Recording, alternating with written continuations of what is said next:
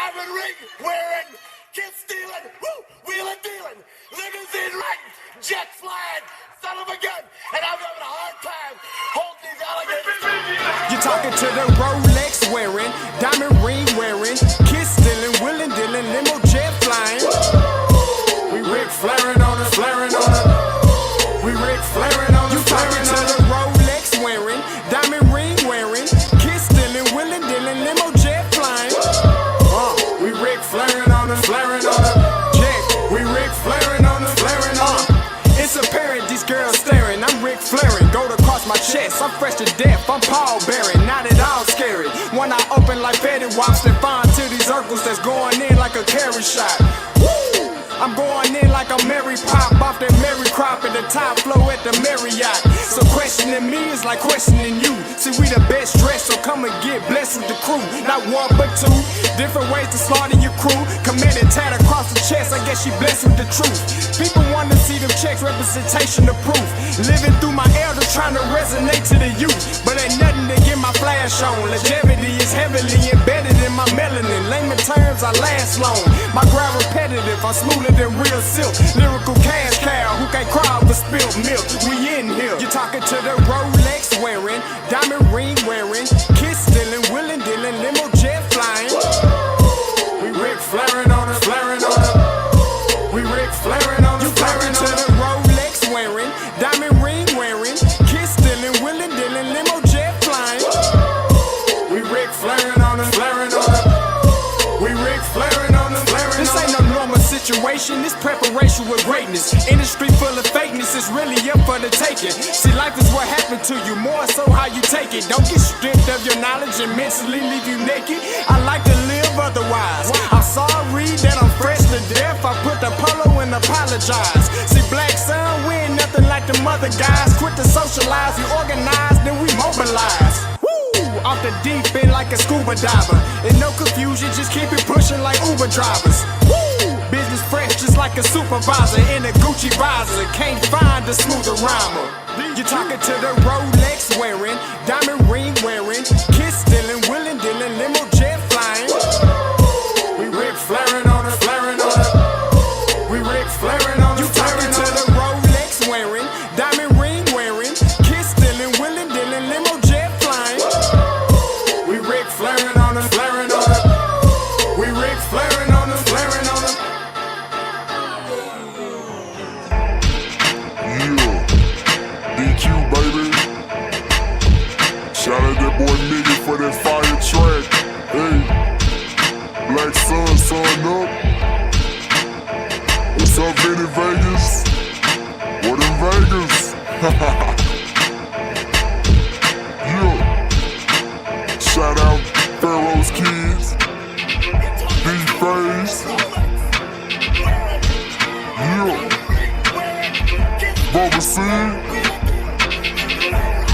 yeah, Ric Flairin' on them, Ric Flairin' on them, Ric Flairin' on them, Ric Flairin' son up, baby.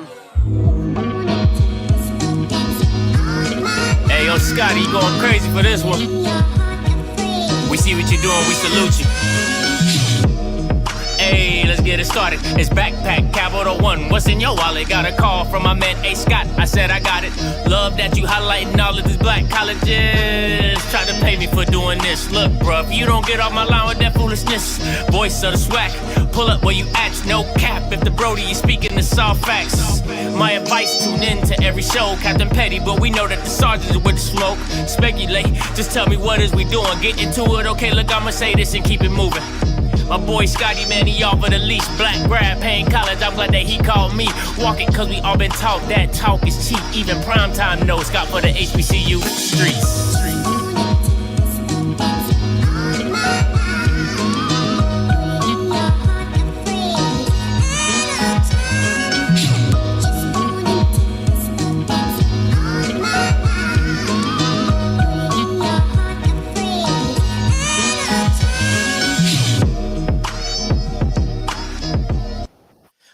What is going on, everybody? Happy Monday. You already know what it is. It's your boy Scotty back with another one. And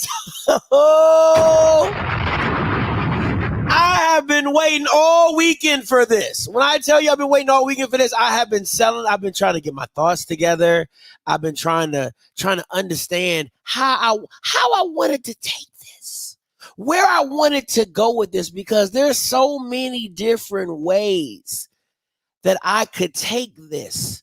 And the beauty of it all, it still ends with a Colorado loss.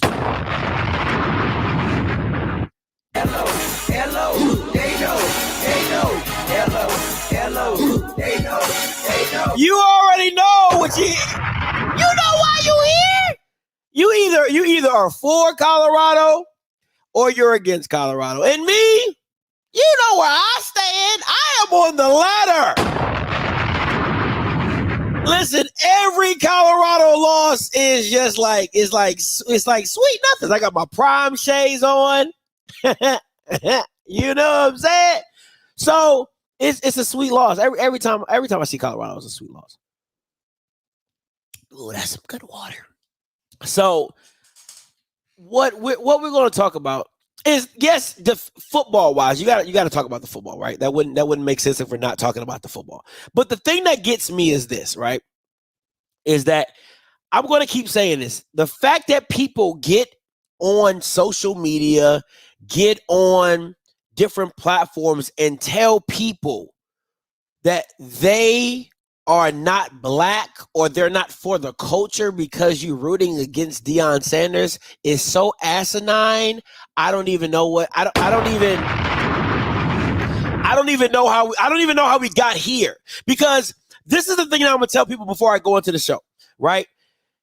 Deion as the player is admired from see, people don't know how to distinguish the player of Deion and the coach of Prime.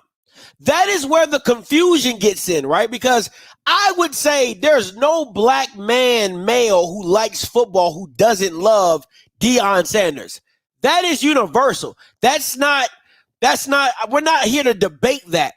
But you can't take that and put it on coaching, and then he gets this air or this reverence for that everybody black is supposed to be on Deion's side. I disagree. I completely disagree, right? Because that is a job, right? That is a new responsibility that you have been placed on that you have to do. So there's a new requirement. What you did as a player is not who you are as a coach. That's two different realms. It's two different jobs. So I hate that. That just absolutely kills me, right? But today, but today,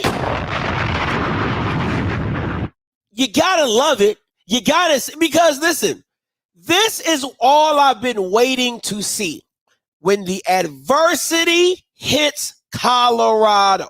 Right? Because it's so easy to say when he was in the SWAC and he was in HBCU football is that he was just winning. He was doing this. There was no adversity. And I was telling people all weekend after the loss, right, is that a 1-4 Stanford team is not the same as a 1-4 HBCU team, right? A 1-4 HBCU team, you probably beat a D2 team, you know what I'm saying, to get your one win, and you're ass. You're just straight ass, right? But a 1-4 Stanford team, they are talented. They are not opposed to talent. And what makes this loss even worse, this is probably the worst team Stanford has had in the past 10 years. So the gimme game that you were supposed to, because I think everybody had Colorado beating Stanford. If I'm being honest, I even when I said they was going to win 3 or 4 games this year, I picked Stanford as a dub because I'm like, yo, Stanford's like, they're not good, right? But what you fail to realize is when you make that jump up to the next level, a 1-4 Stanford team is damn good, right? Because that 1-4 Stanford team will wipe the floor with most FCS programs, right?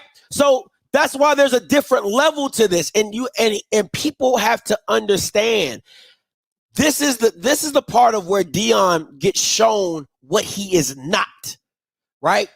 What he is not. He cannot out talent FBS. That is the issue. And then when people, the fact of the matter is people don't want to see the flaws in Colorado. That is the issue with me. People don't want to see the flaws in Colorado, just like they didn't want to see the flaws when he was at Jackson State. But it was only one person, only one, championing the flaws of Jesus Christ Jr., right, at Jackson State, and it was me. And I'm going to continue to champion the flaws of Jesus Christ Jr. in Colorado. All right? And the thing is this. You evaluate every team on this basis, right? In the fact that if you just take Deion out of it, right? Take Colorado and Deion out of it. You have always evaluated college teams off wins, right? Especially during the BCS era, right? Where, the computers and the rankings and the schedules. And when you would look back over those teams at the end of the season, you would say, well, it was a big win in the beginning, but as the season goes along, that wasn't a very good team, or that wasn't a very good team, or this wasn't a very good team. Like, you do that, you start isolating those victories one by one as the season goes along. So we can see that TCU is a bad team. So you barely beat a bad TCU team. You beat them, albeit you beat them. You beat a bad TCU team. You go against Nebraska.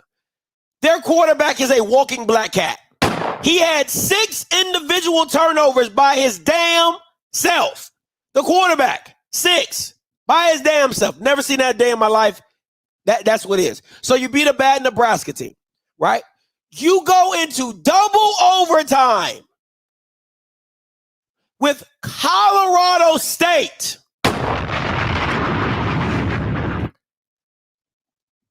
You go into double overtime with Colorado State. You get waxed by Oregon. You have a moral victory against USC, because everybody was out here talking about something. Oh my God, did you see the way they competed? Did you see the way they gave USC? Did you see the rally? Everybody knows, almost doesn't count. Almost doesn't count. So for all you white people, if you know what that is, that's Brandy. Okay? And Brandy said it a lot better. Almost doesn't count. That includes football. Okay? So miss me with all that. And then the cupcake game of the season that is supposed to be a gimme, that is supposed to help you perpetuate your hopes and dreams to getting to a bowl game, you, my friend, blow it after a 29-0 halftime lead. Are you shitting me? Are you shitting me? But this is where we're at. This is where we're at right now when it comes to Colorado. And the one thing that always plagues my mind when I'm just like, why are people not grading Colorado like they would grade any other team? And a good friend of my boy Cam, he called me up in Arizona State. Thank you, sir. And Arizona State. Right? My boy Cam called me up and he said, Scotty, you know what makes me upset? He said it's the fact that they're an average to below average team and being covered like they're top 25. He said that's the worst thing about this whole thing is that they're an average team, but they're being looked at and covered like they're a top 25 program. And the only reason that any of this is transpiring is because of the name Deion Sanders. So, and the thing that always kills me about Deion, he'll get up in a press conference and he'll say, I've been going through this. I've always dealt with this. I've always dealt with haters. I've always dealt with this. I'm prime, baby. You know what I'm saying? But then you get mad when people want to see you lose. you get upset when the critics are being critical of the things that you do, knowing you wanted the spotlight in the first place. That is asinine to me. That is so backwards. Because you want, okay, this is my thing, and you guys have seen it, if you try to see it. How Deion would shape it, right? How Deion shapes it is this. He makes it about himself when the critics come, right? Like people are saying, oh, yeah, well, I don't know why they're getting upset with me. I'm not the one on the field. I'm not the one playing. But you're the one promoting. You're the one promoting. You're the one that is in front of all the cameras talking about what you are, talking about what you're doing. So, of course, you're going to get some of these shots as well. You ain't Bill Belichick sitting in the back of the cut like, hey, man, I'm just here so I don't get fined. You're front and center. You're the figure of all the machine that makes this thing run and work, but yet you don't want to take none of the bullets that come your way. It's just amazing to me, but we're going to move on. We're just going to move on, right? So the same issue, the exact same issue when he was at Jackson State was they don't make adjustments. Now, at some point in time, it's either got to be Charles Kelly. Somebody got to take this hit. Somebody got to take responsibility. Because let me tell you this. If Deion has spent more than 15 years in the NFL, Charles Kelly has been coaching since slavery ended. Right? You got Dennis Thurman, who's been in the league for another 15 years. You love the because if anybody from Jackson State remember when he first came to Jackson, how he did the math of how many years on the NFL he been, all the staff has been. He's like, we got over 40, 50 years being in the NFL, NFL experience. Where was that on Friday?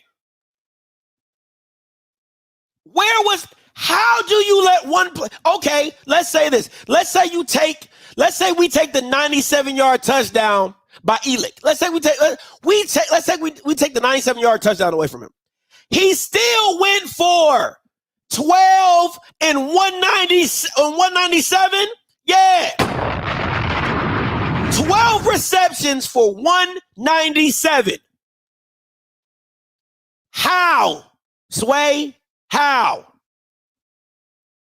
That doesn't make any sense. If you're, I just want y'all. All I'll try to get y'all to do is put things in perspective of how this thing works, right? If Brett Brennifolds at Oklahoma allowed a receiver to go for 13 and 294, everything in Oklahoma for a loss that you were up in. I just want to be very clear. For a loss that you were up in, it would be Armageddon on his head. Why would it be Armageddon on his head? Because the reason you got the job is because you were a defensive coordinator at Clemson. You've made your hallmark on defense. How is that the problem? How is that the problem? You get what I'm saying? It's the same thing that I need people to turn. You got to visualize. Deion played on the defensive side of the ball. Dennis Thurman is a defensive coordinator. Charles Kelly is a defensive coordinator. Mathis, his DB coach, a defensive player. You have 4 defensive-minded people, and you telling me you can't stop the slant? You can't stop a slant. But see, a lot of people, when I told people, and I have been saying I have been telling people since Travis Hunter got picked by Jackson State, I said, Travis Hunter is a 5-star receiver. He is between a 3 and a 4-star corner. Everybody wanted to say I was a hater. Everybody wanted to say I don't know what I'm talking about. And what's funny is this. I really want y'all to check the date on this. If you look at the bottom, right next to the timestamp, in the beginning of the season, I was asked my opinion on Travis Hunter.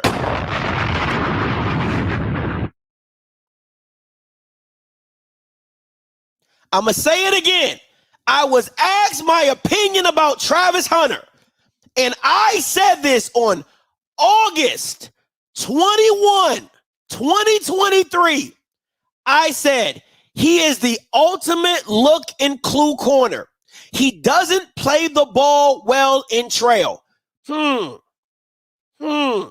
if you know anything about football, he was definitely in the trail position when the guy caught the ball over his head and his arms are out here like a 747 with Southwest. That's numero uno. That's not my problem. See, you're giving excuses for a kid because you can't have it both ways, dummies.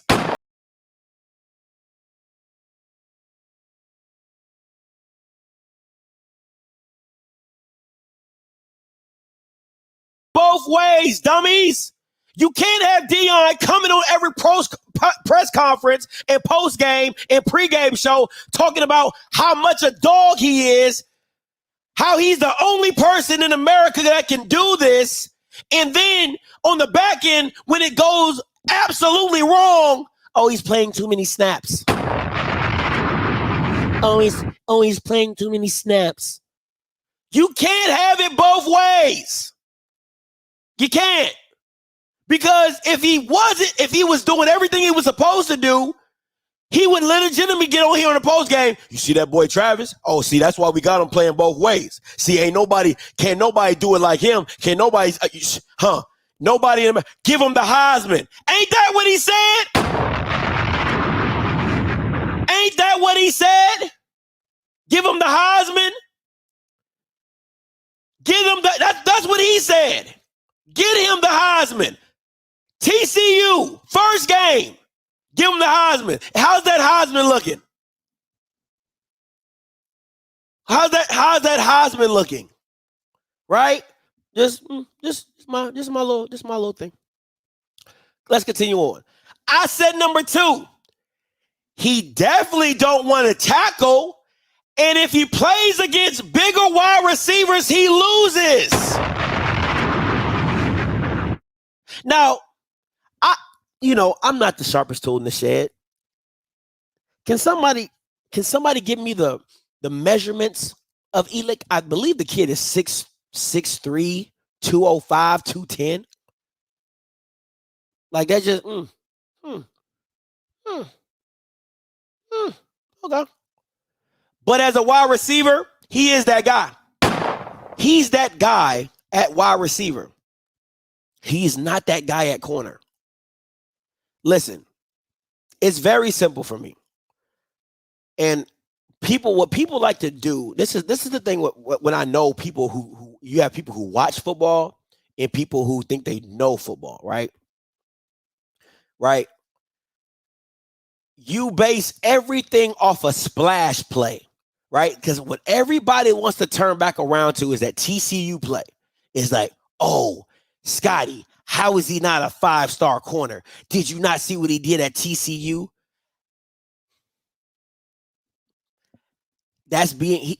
He's still a 5-star receiver. See, that's what people don't understand. His ability to play the ball is unlike anybody, right? It puts him in the upper echelon of wide receivers because of his ability to go and get the ball and attack the ball, right? And then when you add the skill set of him being a look and clue corner, you get plays like that. But if you watch the totality of the tape, it's still not his strongest. He is not a number 1 corner. I want to make that very clear. You would never put Travis on somebody's best receiver for a whole game. He will get worked. he will get murked, especially if that guy is bigger than him. If he's if he's smaller, a little shiftier, he can manage it. But if you're talking about the Mike Evans of the world, the Devontae Adams of the world, the CeeDee Lambs of the world, the Dez Bryants of the world, he can't guard those guys. He can mirror them, but he can't stop them. And as a number one corner, that is your job and duty, is to stop guys like that. Now, if you put Travis on a number 2, it's going to be a long day for that number 2. It's going to be a very long day for that number 2 because honestly, Travis's ability is probably better than the wide receiver across from him. And that's facts. And I can give you that all day long. Right? But as a number one DB, he is not. He is not. So my issue is this, right? Is with the adjustments.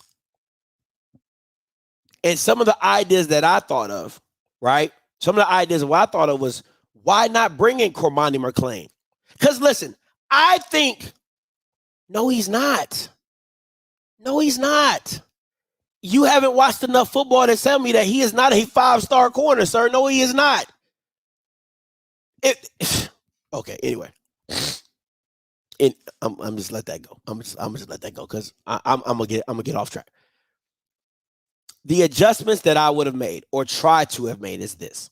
I would have put Cormani McClain on top of Elick. And I would have told Cormani, hey, listen, it's press man the whole day. And then what I also would have done is I also would have put Travis Hunter at safety. And I would have played over the top. Right? So Cormani's playing everything underneath of him. Right? Because Cormani McClain, listen, if you've ever watched tape of Cormani, he's a real defensive back. Travis Hunter is a wide receiver acting like a DB. It's two different mindsets. Cormani McClain does not mind tackling. Cormani McClain does not like sticking his nose in there and getting nasty. He is a nasty DB. And when you're playing against players like Elick, you need a guy like Cormani who loves the position. He loves to do what he does. He loves the matchup. He loves the challenge, right? So the reason why I'll tell you this, of why I would have gone with Cormani press man and Travis Hunter over the top, it stops everything, right? Cormani locks everything down underneath, all the short routes, the slants or whatever. And then if they ever try to do a 50-50 ball with them, I got Travis Hunter playing over the top. You're not catching a jump ball over Travis if he can see through you. If Travis can track the ball in the air, it's pretty much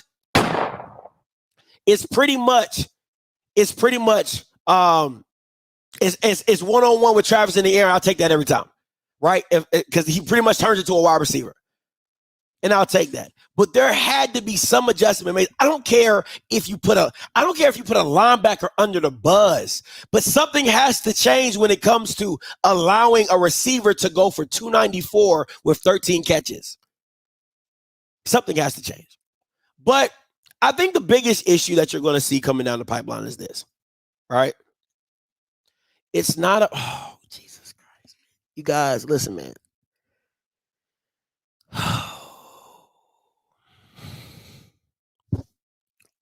What bothers me is this, right? Listen, I'm not telling you to permanently put Travis Hunter at safety. I'm not telling you to permanently put him there. What I'm saying is this guy is killing you. I can show you breakdown after breakdown after breakdown of literally Stanford going 3-by-1, leaving Elick on an island by himself, and they run a slant, and he catches it 10, 15 yards. He catches it 5, 8 yards. He catches it 20, 30 yards. It's nobody else. It's nobody else on that side of the field. So the whole point of the matter is I'm not going to walk off the field and say this player beat me. I'm going to make Stanford have to change their game plan and say, hey, we're going to take this guy away. Beat me with somebody else. That's all Colorado had to do was make Stanford say, hey, beat me with somebody else. Beat me with somebody else. That is what an adjustment does. You're not okay. They catch you off guard in the third quarter with all the Elick stuff now. Right? Elick going off in the third quarter. In the fourth quarter, you got to make an adjustment to say, hey, this is not working. We have to make adjustments. It's no different than Colorado. There is no hindsight 2020, you dumbass. You're getting your ass whooped in the game. It's the same situation with Colorado State. They ran drag route after drag route after drag route after drag. You can see that this team does not make adjustments. So it's not a hindsight 2020. You're getting your ass beat in 2020. In 4K, you getting your ass lit up. It doesn't make any sense. And you can see it at the end of the day. It's the same exact thing. And you have defensive-minded coaches getting beat on the same exact play over and over and over again. Like telling me, oh, yeah, you know what? Hey, they can't beat us like that. They can't beat us like that. Yes, they can. And they did. And they did. People talking about some hindsight 2020. Ninja, you was up 29-0. They scored 46 points in the second half. Is somebody not understanding that? They scored 46 points in the second half. Most teams don't even score 46 points in the whole damn game. Oregon was killing Colorado. They didn't even score 46 points in the whole game. USC scored 47 in the whole game with Caleb Williams as the Heisman quarterback. Am I making sense to you, Jethro? They scored 46 points in the second half. And it wasn't even off no pick six. It wasn't off a fumble returned for a touchdown. It was offensively. The more I break it down, I'm like, how, Sway? They didn't score off a pick six. They didn't score off a fumble return for a touchdown. None of that. All offensive plays.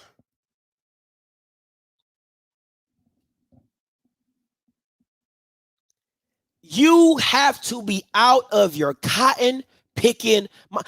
The more I understand the more I'm seeing, the more I think about this game, just shows you how bad of a loss this truly is.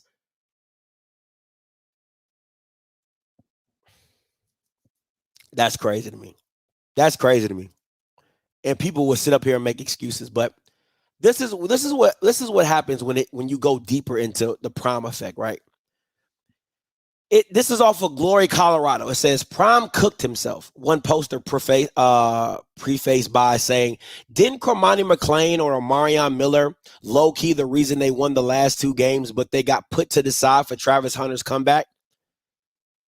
If I'm Cormani McClain, I'm in the transfer portal tomorrow. I understand hard coaching, but what Deion doing is that kid is downright blasphemous, right?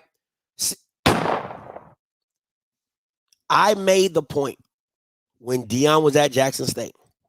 Excuse me. I made the point. Nobody wanted to listen to me.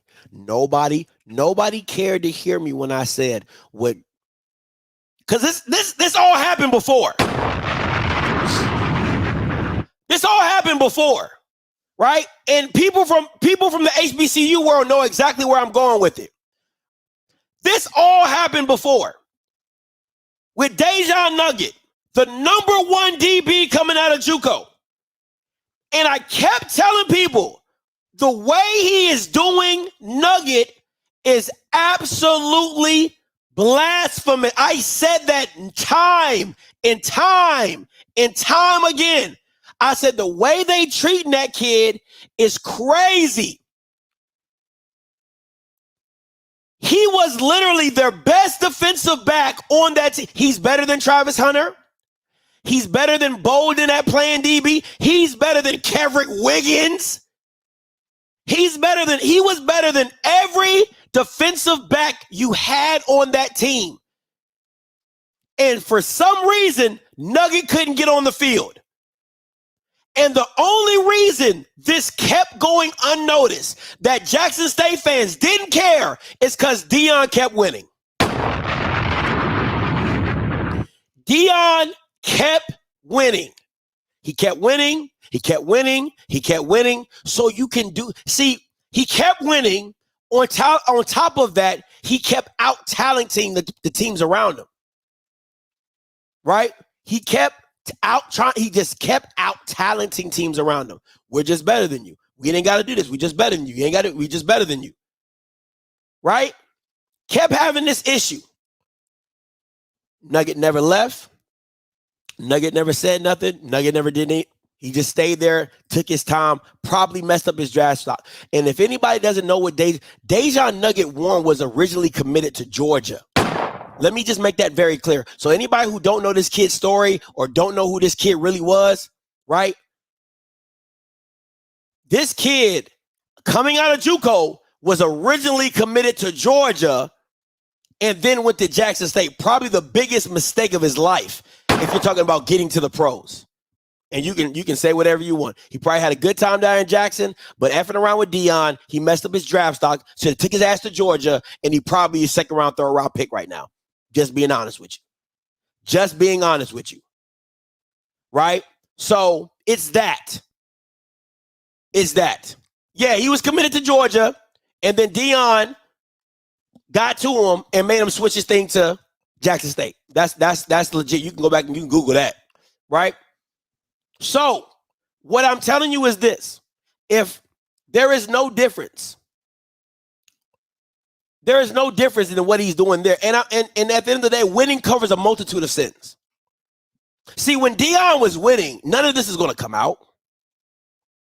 None of this is going to come out when he's winning at Colorado. Nobody's going to say anything. They're just going to live on the hype. We're going to live on the hype train. We're going to go down. We're going to do this. We're going to do this. We're going to have fun. It's all a party, right? It's all a party. It's all fun. It's all kiki kaka until somebody end up with a DUI. Not saying somebody on the team. I'm just saying that from the party, leaving the party in the example, in the analogy I'm using. You know what I'm saying? It's all good and dandy until somebody gets caught up with something, right?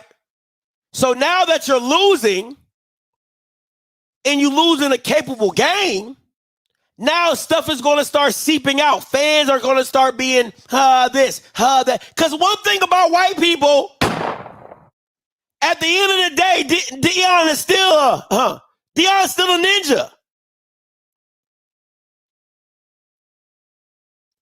It don't matter how much white Colorado he got on. He can be dressed from white from head to toe. He's still a ninja. Very simple. Very simple. Right? So when white people don't like what's going on, stuff changes. And if you don't believe me, and Mr. Campbell can back me up on this, at the beginning of the season, the Prime logo was bigger than the Buffalo in CU. Them white boosters said, oh, no, sir. We not having that. Prime bigger than the CU, bigger than the... I got the hoodie. I can show you. They don't even make them no more. I got like a limited edition hoodie Because you can see the Prime logo is bigger than the CU logo. And after that happened, the white boosters up in Colorado said, hell no, we must go. So now anytime you see a hoodie with Prime, the Colorado logo is bigger than the Prime. So what I'm telling you is, I'm not saying I'm not telling you they about to fire Deion. I'm not saying none of that. Let me make that self very clear. They're not firing Deion. You out your cotton pick them out, they're doing that. But what I'm saying is, what white people are going to do is they're going to put a microscope on your stuff. And the thing with this is, the thing that would go down in the HBCU space was Deion was able to manipulate the media, right? He could tell them, I'm not answering that. I'm not doing this. I'm not doing that. We ain't talking about this. We're not talking about that. I'm not answering that question. He could do that. You're not doing that at the Denver Post. You're not doing that with ESPN and Sports. You're not doing that with none of them white journalists. Now, you might get snappy. You might be like, but they gonna get to the truth. Because there are white people that are watching Deion that a reporter can walk up to and say, hey, John, how's Lucy? She's good. How's the family? They're good? Great. What have you been seeing lately around the Deion camp? And you don't think that white person gonna be like, John, let me tell you, man.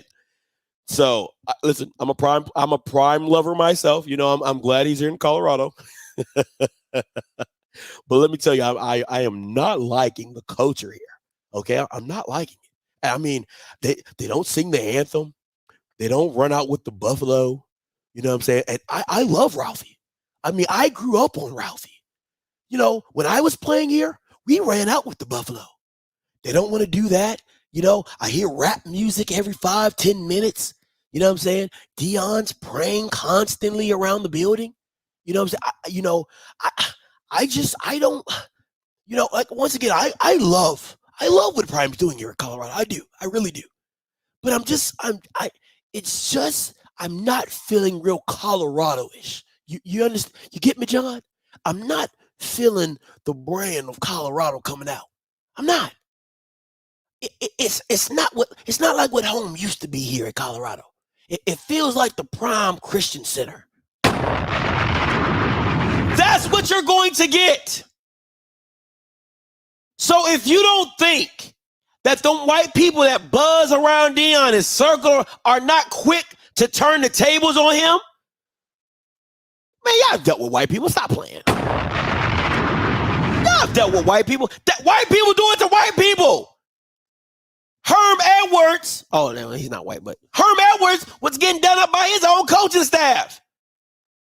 Right? You don't think that brother, not brother, but you don't think that white man who calling plays is talking to somebody in the media? He don't owe shit to Deion. He don't owe shit to Deion. So all I'm saying is this, right? Is that there is not an insulating atmosphere for Deion's, whatever Deion is doing in the dark. It's a lot of white people that got spotlights down there. And it's a lot of white people that are they're not going to be happy. And listen, white people are white people are still on message boards, okay? I want to be very clear. Now, you know, us black people, we on Twitter. We got little Facebook groups and stuff like that. White people, they will pay to be on a message board just to talk their shit. You know why? Because they can say some racist shit and they can hide behind a paywall.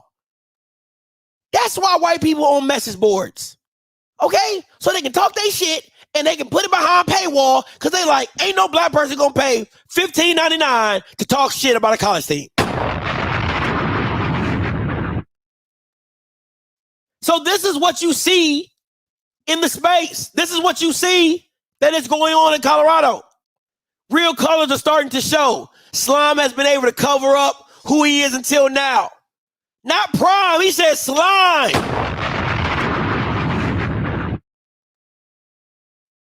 Should have lost the Colorado State game as well. Get used to it, no culture. I get the feeling that that's how Prime wants it. It's Prime U, not CU. Listen, man, everything that glitter ain't gold.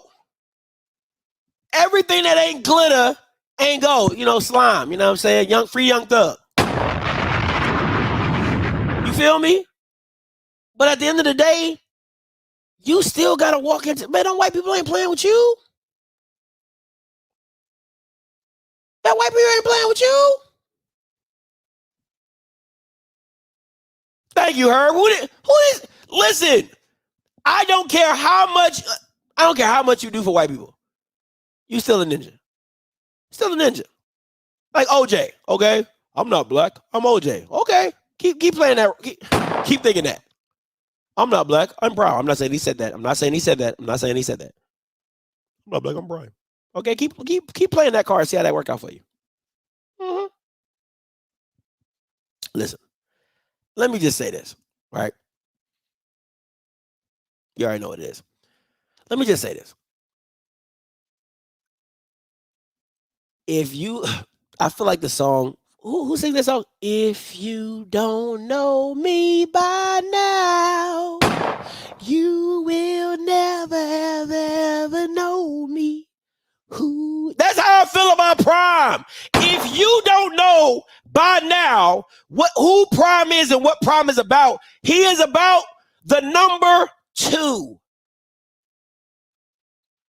It is for Shador by Shador. FSBS. Okay?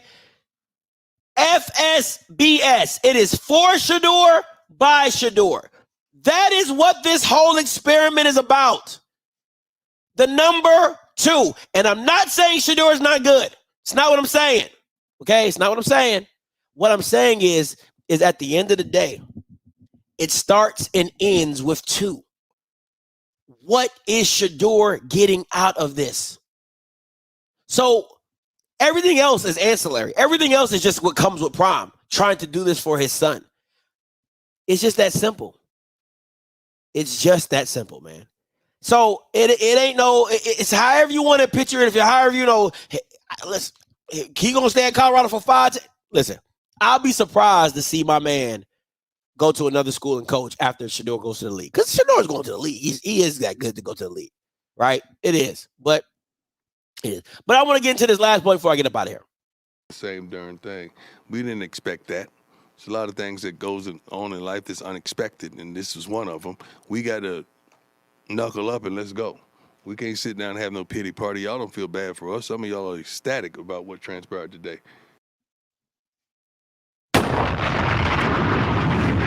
Guilty as charged. Guilty as charged. Now that was me. I was ecstatic. I'm not gonna lie to you. I didn't even watch the game. I didn't watch it live. I went back and watched it on tape. But I'm ecstatic. I loved it. I loved every watching that replay, watching the game, because I watched it from coach's film, right? Watching it from the coach's film, I absolutely loved it. Absolutely loved it. Who wouldn't love that? I'm rooting for the downfall of Colorado every day. Every day.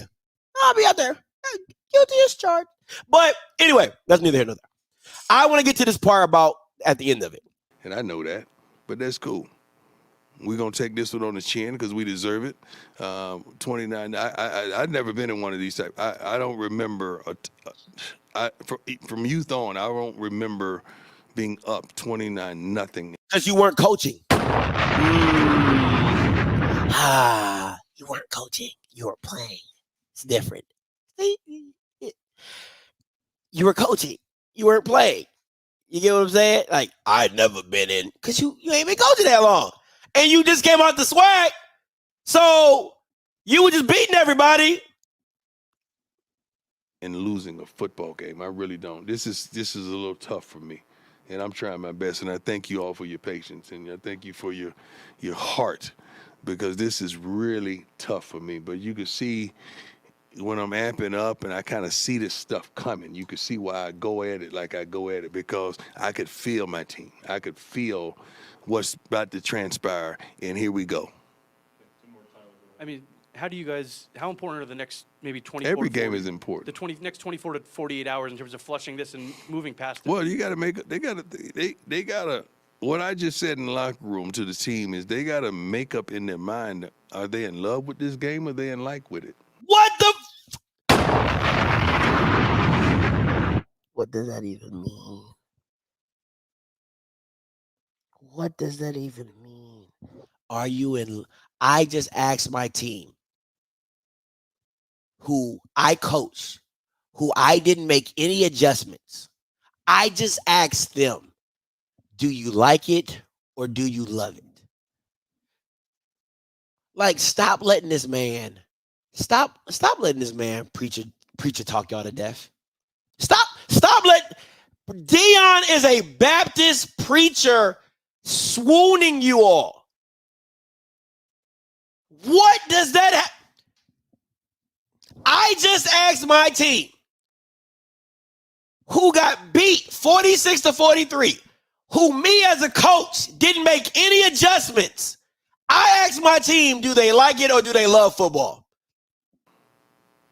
Because when you love something, you give to it unconditionally. You give everything you got to it, but when you like it, that's just the button you push. And it lights up in a like. That's what they do on social media. So we got to figure out, do they love it or do they like it? And it's hard for me because I love this. I love it. Without a shadow of a doubt, I am true. You love the game so much.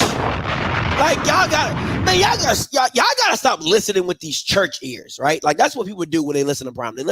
Black people listen to Prime through church ears, right? Because this is what y'all do. This is what y'all do. This is like you know what I'm saying? I asked the people. I said, I told my team, do they like it or do they love it? I said, I asked them, do they like it or do they love it? Cause I love Jesus. I said, I don't like Jesus. I said, I love Jesus. See, when you like Jesus, you won't commit to him. You won't listen. You won't listen to his words. You won't follow the commandments. You won't tithe, because I see the congregation, we're a little short on the budget, so you're not tithing like you should.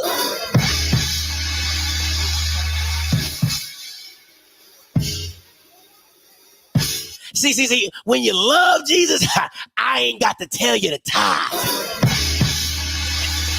If you love Jesus, I said, if you really love Jesus, I need 5 people up here right now to give $1,000.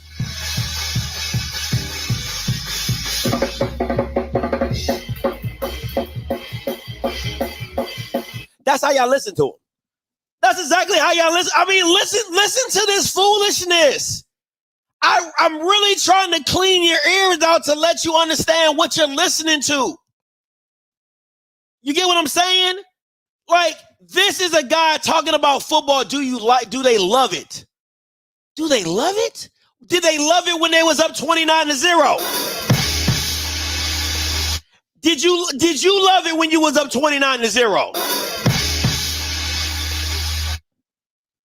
I'm just confused.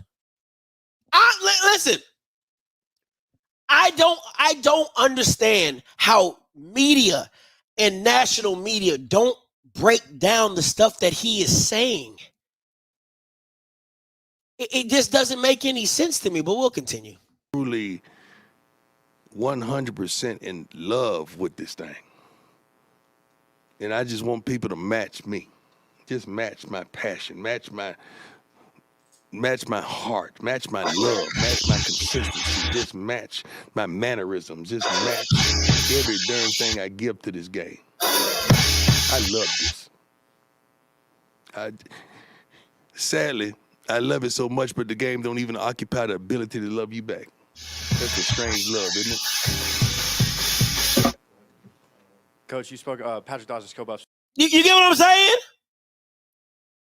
That ain't got shit to do with the game. I I love the game. I said, I love the game so much. It don't even have the ability. I said, church, look at your neighbor and say, neighbor. Or if Prime was doing it in person, I said, look at your reporter and say, reporter. The game don't love you. I said, if you in the chat, I said, chat. I said, chat.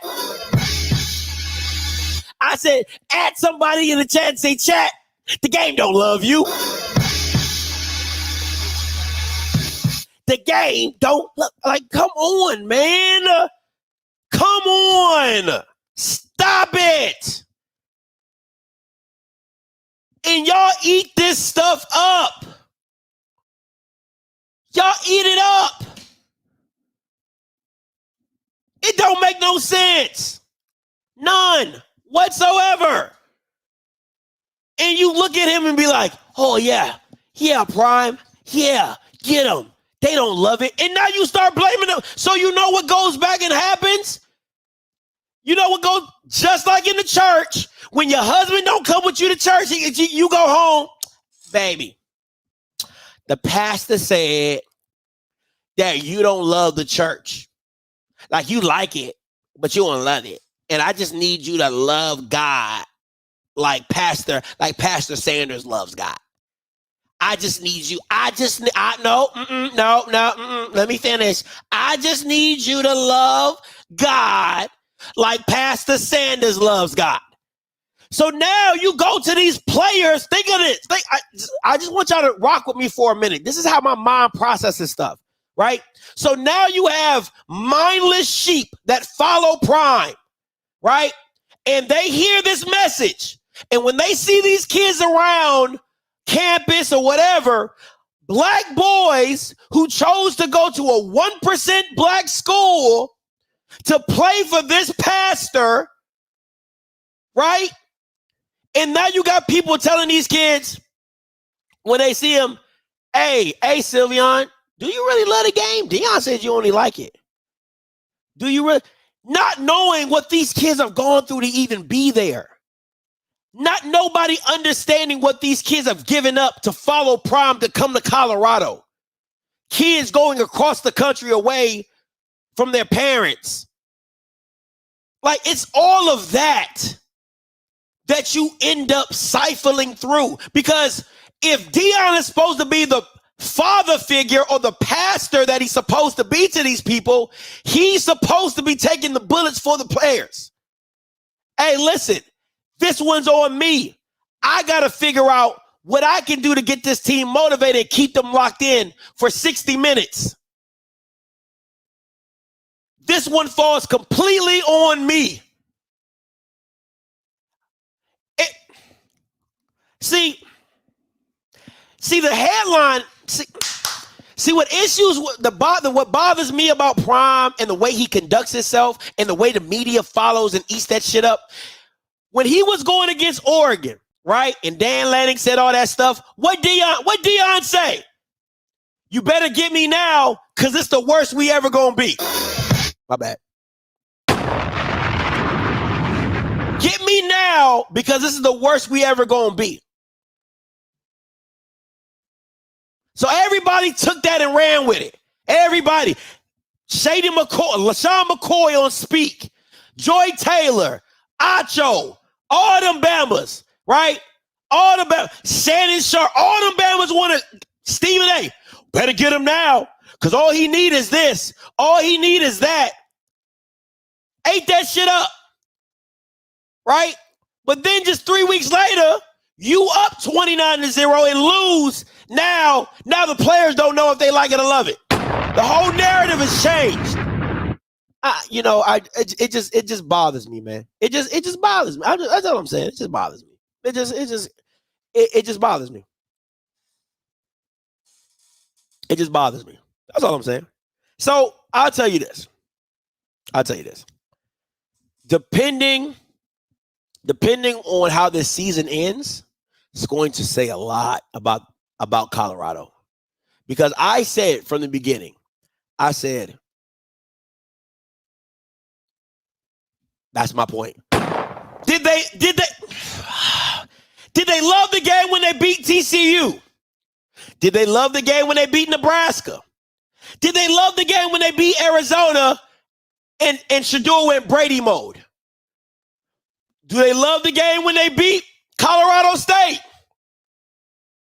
Did they love the game when everybody was over here talking about something? Everybody know, almost doesn't count. When you morally victory beat USC, did they love the game then?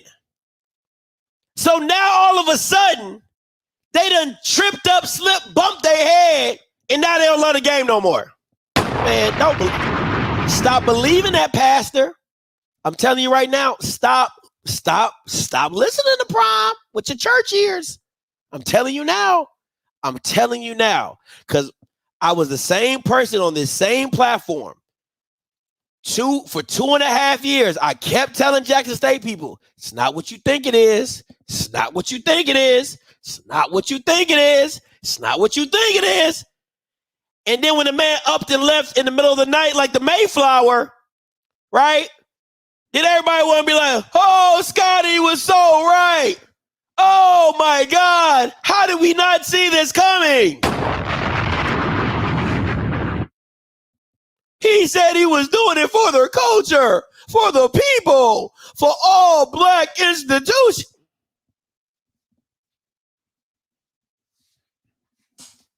Okay. Keep listening. Keep listening to that. Keep listening. I'm telling you. Keep listening. Just keep listening. I'm telling you, you'll be just fine. Keep listening to that. Keep listening to the Prime with your church ears, all the black people, and see how that work out for you. That's all I'm saying. Because that's the ones that be giving me the most pushback. It's the black people. Oh, Scotty, you're not black. You don't like Prime. You don't like the fact that Prime. Oh, you know what I'm saying? Like I can't talk like that. It's not. Hey, real talk, my dude. You a hater. Ninja, you a hater, Ninja. You don't like Prime. You don't like Prime. I got people who knew I've been doing HBCU podcast for the last 2 to 3 years. Right? Prime goes to Colorado, and now they're Colorado fans, and now they're watching the show talking about Scotty, you a hater. Or I'm underneath their Facebook post like, where was you when he was at Jackson? Oh, no, I'm a buff now. You a buff. So is this not the same problem that, like, I could have rocked with you at least if you was rocking when he was at Jackson. At least he was doing it at a black school who needed all the attention they could possibly get. But now everybody want to be on this white savior bandwagon shit. And like Colorado is the new promised land or some shit. I'm like, what are we doing? What are we doing? It's just irritating to me, man. It bothers me to the 10th degree. Bothers me to the degree. Well, I'm gonna end it. I'm gonna end it right there because y'all, I could go on and on, but I'm gonna let that slide. I'm gonna save my time for. So okay. I'm sorry. Let me get this straight. I want to understand this. When Deion was at Jackson, it wasn't as many as black. Anthony Anderson showed up to a Colorado game. Anthony Anderson took his ass to Howard. He never came to a Jackson State game. It's the same freaking Deion. How does that not register with y'all? Like, how do y'all let that shit slide? Cedric the Entertainer has made his money telling jokes to black people. When Deion was at Jackson, he never showed his freaking face. How is that cool? I'm not understanding this. Is it not the same Deion? So is it? Okay. Let me get this straight because I'm really going off script, right? So you're telling me that Deion had, I just want to be very, because I got to give you all the perspective in this when it comes down to it, right? Deion Sanders has an average team at Colorado. Average. He has an average team at Colorado. And you would go and support and jump on a plane to go there. But when he was winning everything at Jackson, couldn't be touched unless he lost to the Celebration Bowl, but couldn't be touched in the regular season. You couldn't show up? You couldn't come support that? If that is not the biggest example of black people not supporting their own shit, that is the like if I was a part of the Howard alum, if I looked at Anthony Anderson, I'd be like, are you kidding me, my guy? You will show your happy ass up at Colorado, but didn't take your ass and sit in the prime seats at Jackson. And you were HBCU alum and graduate. Really? Really? Come on, man. That right there just shows you how black people view their own shit. You got rappers galore up at Colorado to see an average ass Colorado team. They're not 6-0. They're not 7-0. They're not 9-0. With like a chance to go to the national championship. They are trying to fight for a freaking bowl game. To be in the Cheez-It Bowl. To be in the Lynch Bowl. To be in the Guacamole Bowl. And you got rappers, artists, athletes, all type of shit. If that doesn't let you know how important you got to support your own stuff, come on, man. Stop it.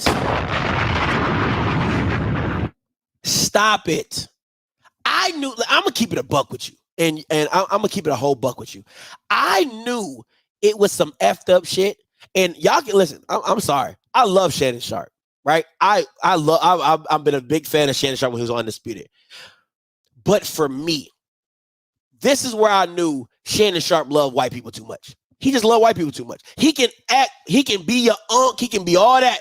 But inside that ninja is an Oreo, right? The reason I felt this in my bottom is because if that's like, okay, let me give you a good example, right? Let's say, let's say Miss Mama Body, right? Let's say Mama Body she gets a job down in Wyoming, right? And me and Mama Body, we close. I'm close with the Body family, right? And she's doing big things. She got her clothes, she got her store, she got all this. She making Wyoming everything. Wyoming this, Wyoming that. If I'm supposed to be family, like her husband calls me son, right? I gotta go support. I gotta go to Wyoming. I gotta get some Wyoming merch. I gotta represent. My thing is this: if Deion and Shannon Sharp talk about how much brothers they are, right? Brothers. He my brother. We deep. We this. We that. How does he not do a podcast show at Jackson? How does he not show his Oreo ass at Jackson? But as soon as Deion gets the Colorado job, his ass is there, taking a fucking private jet to Colorado to see his homeboy. But when Deion was at Jackson, that shit never transpired. That is ass. And that lets me know that you love white. Listen, you can say, Scotty, I don't give two shits. That shit is messed up. It's messed up. You can say whatever you want to say about it. It's effed up. At least Stephen A. Smith came down. Stephen A. Smith came down to Jackson. Respect. Right? Did the whole college game day. Respect. Saw him dap up some HBCU alums and everything. Respect. You might say whatever you want about Stephen A. But he puts his money where his mouth is and he shows up for HBCU stuff. Respect. Gotta give him that. But Shannon, you got it. You got to look at that shit differently. Gotta look at that shit differently, man. Gotta look at it differently, man. So, you know what I'm saying? I just, that's the type of stuff for me that I got to look at it sideways. I'm going to open the call lines up, 518-263-8124, because I'm going on a straight rant, and I ain't mean to do that, but that really just hit my hole, so. There are 2 participants in the conference. 9521 coming to you. I call you live. Hey, Scotty. This is Jade. I spoke with you before from Colorado. What's up? I just wanted to. Well, you got me hot a little bit because I don't agree with everything you say, but I love the show. So I've always watching and learning and enjoying your HBCU content. I wanted to say, the rant you just went on. I agree with you to an extent. I actually had the opportunity to meet Shannon, and I can say firsthand that I've seen evidence of what you said. But I don't agree that you can put at Deion's feet all of the other stuff. Now you're just saying, Deion is the catalyst for every black man's decision on what they do and when they do it. And I don't think that's fair. As far as the game goes, I think that there should have been adjustments for sure, but I don't necessarily think that they should have switched Travis to safety. I think what they should have done, they could have left it as it is and then moved one of the safeties up to do a double coverage. I think that might have been a better adjustment than just trying to have Trav go one-on-one. You had a lot going on that you were saying, but the other thing that I go ahead. I'm sorry. No, I was just laughing. You said I had a lot going on. I just started laughing. You're good. No, go ahead. Finish your point. And the other thing is, I think that any coach, especially in college football, in pros, we've seen it too. The coach gets a certain amount of time. When you're up, everybody loves you. When you're down, everybody hates you. Thanks. No, I know because I actually have a family member that is on the staff at CU Boulder. No one in Boulder, at least at the levels that matter, are talking about getting rid of Deion. Oh, of course not. They are not, because the reality is, and we're talking just numbers, if they lose every game after this, that school has made almost double in merch sales, double what they're even paying him. So ain't nobody trying to get rid of Deion. And I'm getting that from upper level because my staff person is not a teacher there. They're actually on one of the board of dean. I can't even get the word out. No, you're good. I get what you said. No, listen. So at the end of the day, nobody's talking about getting rid of Deion. No, they wouldn't, because at the end of the day, the money that Deion generates, white people don't say no to that. Exactly. White people ain't gonna say no to that. I mean, because he makes them, even if they go 3-8, he still makes them more relevant than they ever would, right? And I get what you're saying about.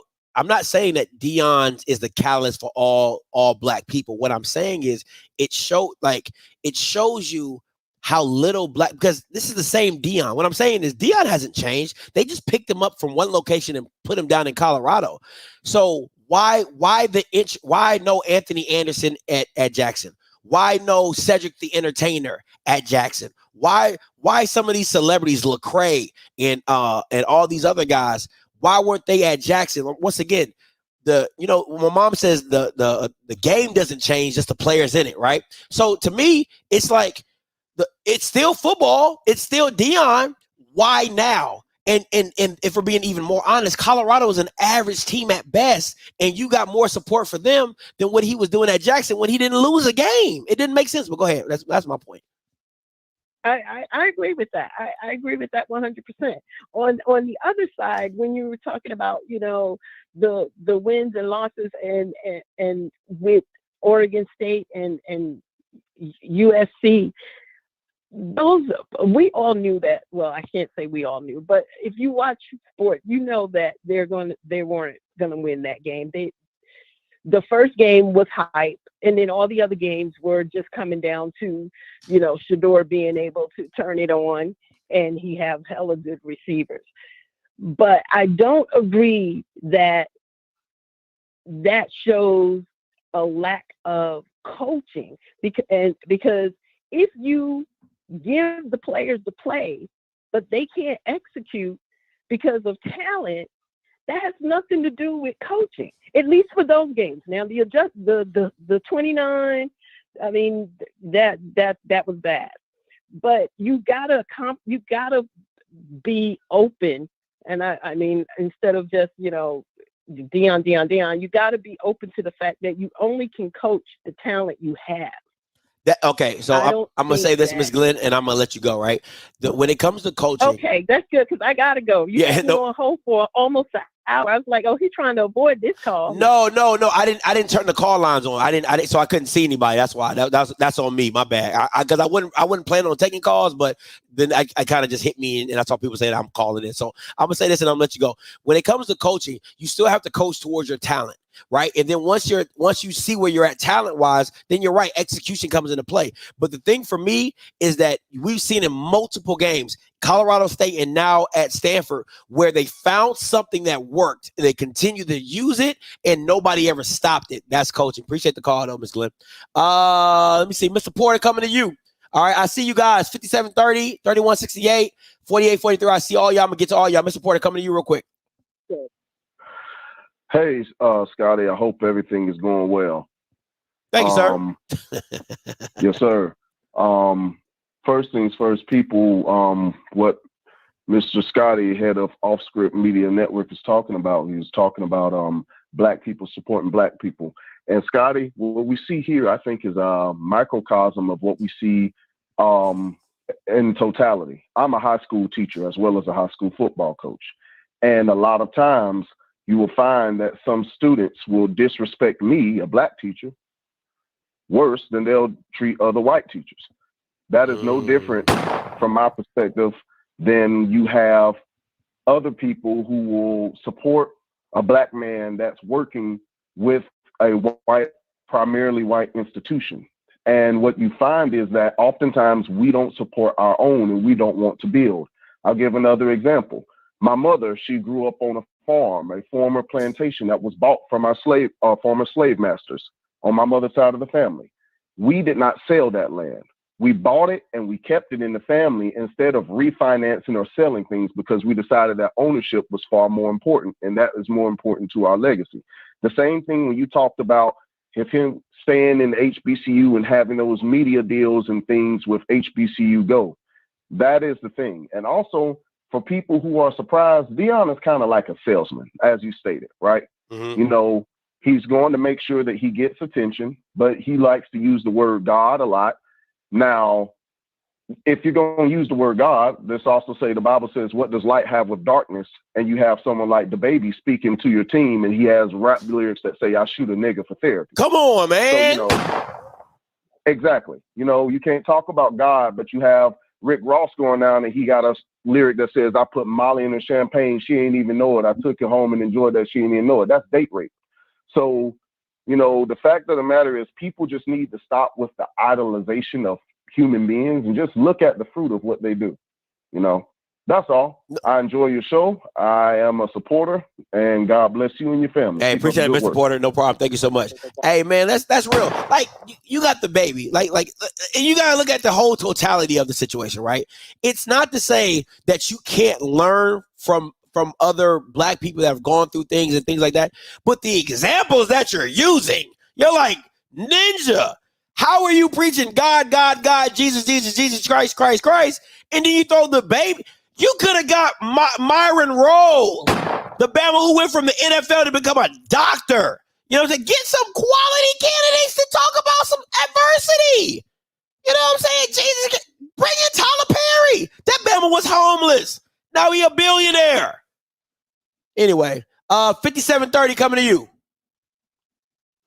What's up, Colin? What up, Scott? It's Q. What's up, Q? Talk to me, Q. Yeah, hey, look, did you catch the post game, Scott, when the report asked about some player? He said, "Oh no, talk to him, ask him what's going on." Oh yeah, I guess somebody, yeah, like somebody wasn't supposed to be like. I guess somebody was off the team, or like we're on the team, or was off the team. He's like, go ask them. Yeah. Come on, man. Hey, see, he had to put on that "I'm mad." See, this you could tell the white word and the black meeting. See, in the white word, he had to put on a show like, "Oh, I'm so frustrated. Please excuse me. I'm not myself right now." He's got to beat himself like he real mad because he know one thing about white people: they pay you money, they want to see success real quick. They ain't trying to give you no time. And not only this guy, shit, when he did that when the blowout occurred, he was smiling. It was all cool and fun. Ha. Be honest with you, I think that dude Kamara money, like you say, he needs to go ahead and leave before he become like a nugget. His parents are gone. Because it'll be hard for players coming to the West or to Colorado, even though they moving conference. Because they're going to look at it like, damn, man, I need to reach out to the old player, Jackson State, and what's the scoop on the inside of Deion?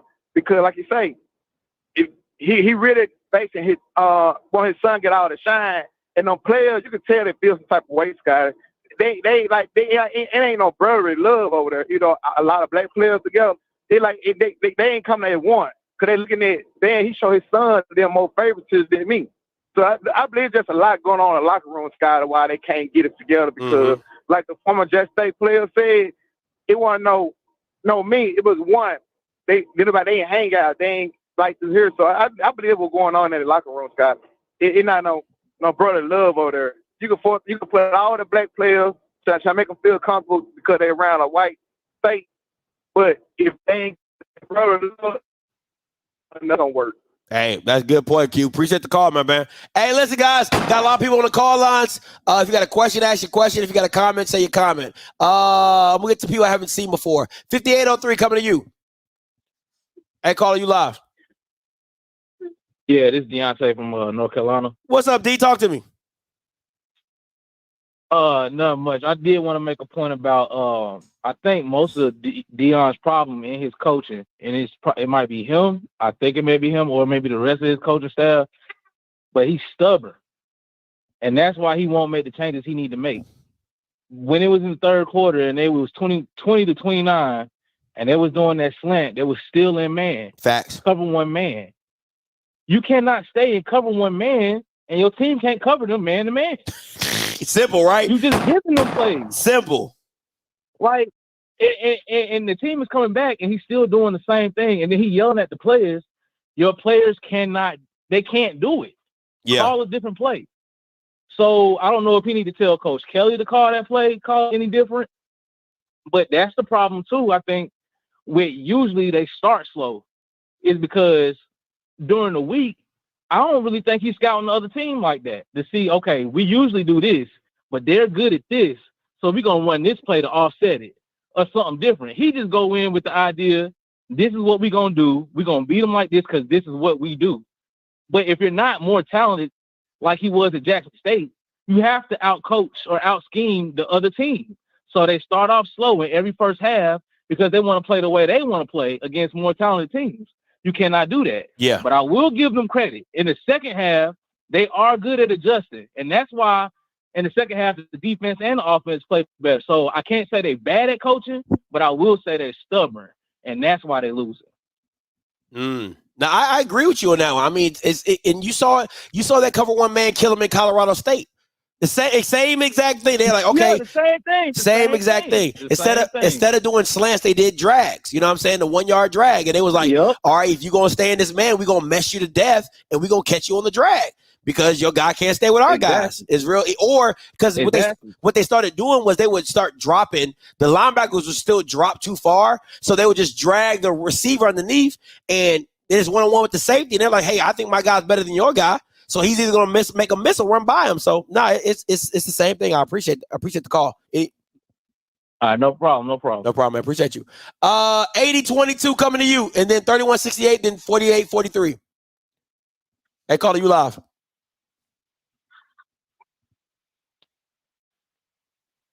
$80-22. Yo. Yeah, what's good? You live. Hey, man, what's up, Scotty? This is Coach Elliott, man. How you doing? What's up, Coach? Talk to me.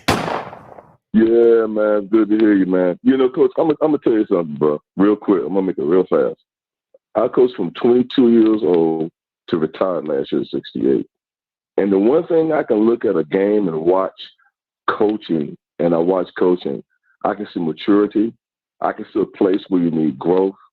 And I can see a place where you do not listen to what's going on. Go to that game, Scotty.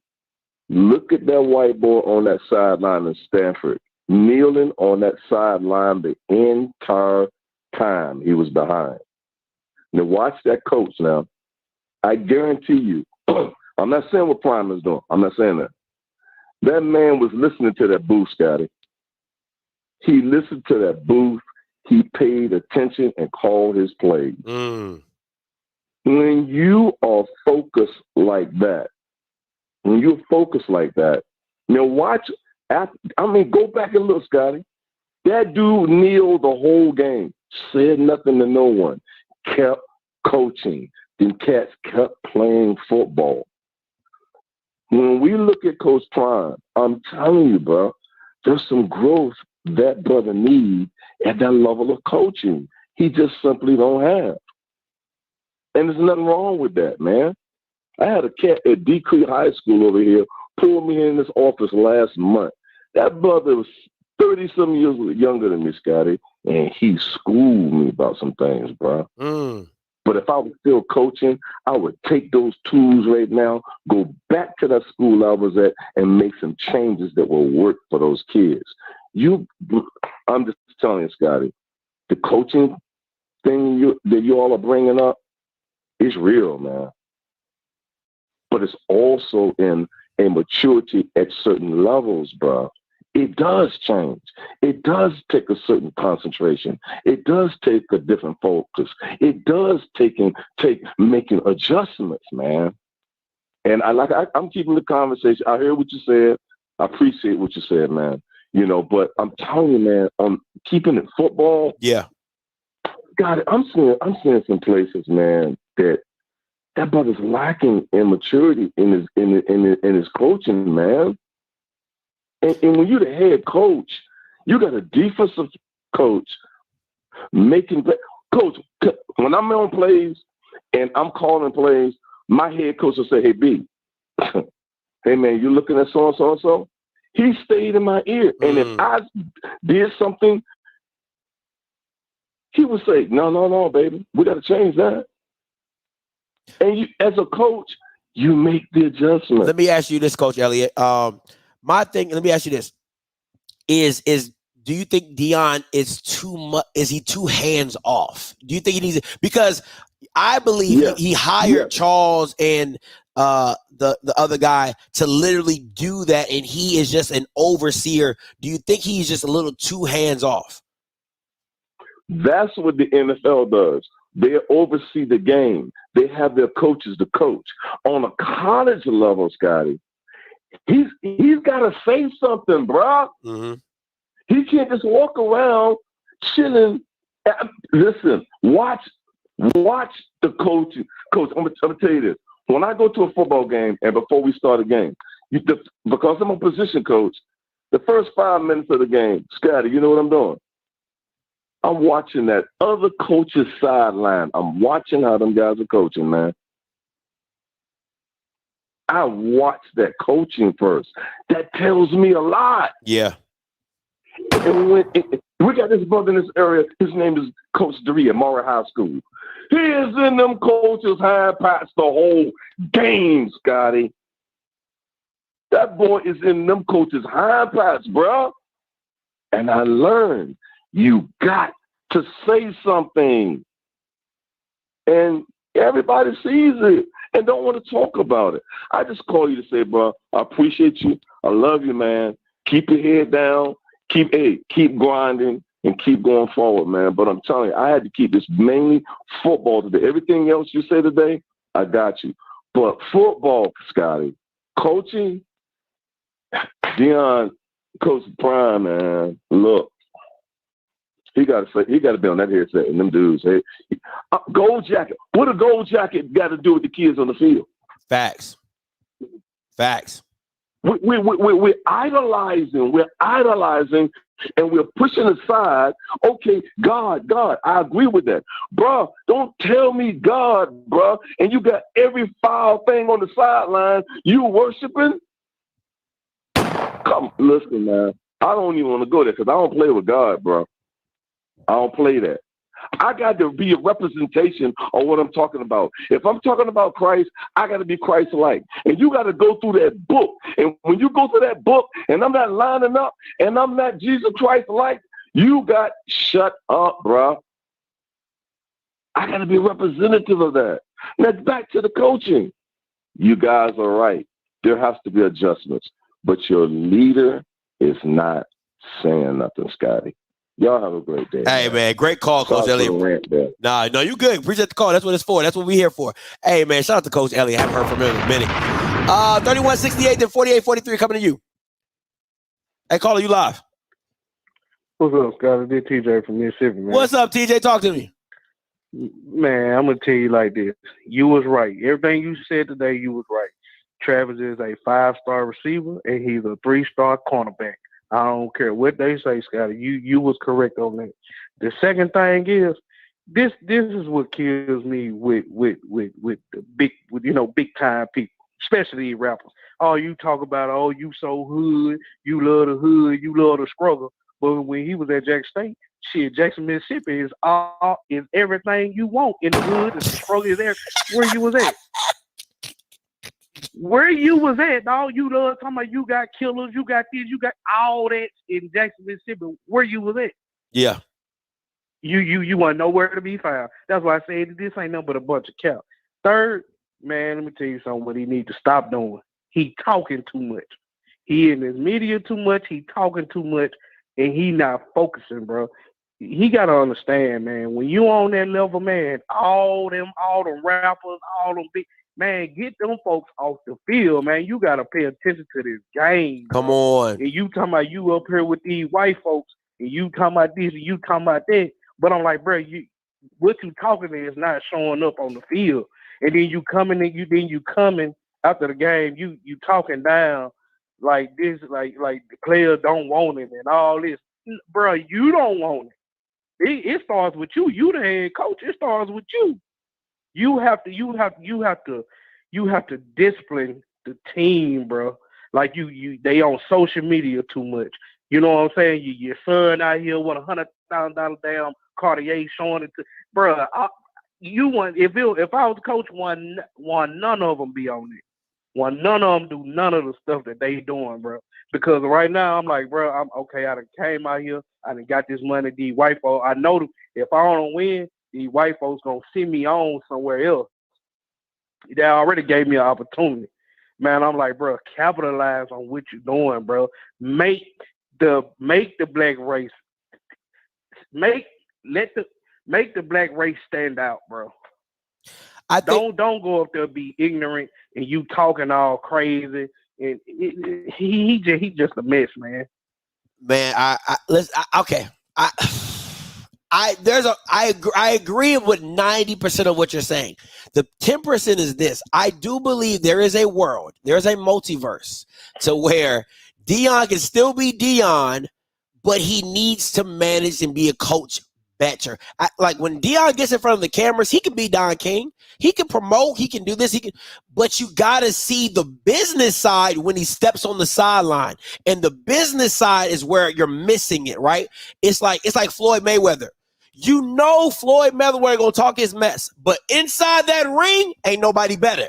You get what I'm saying? And Deion can do that when he's the player because there's nobody better.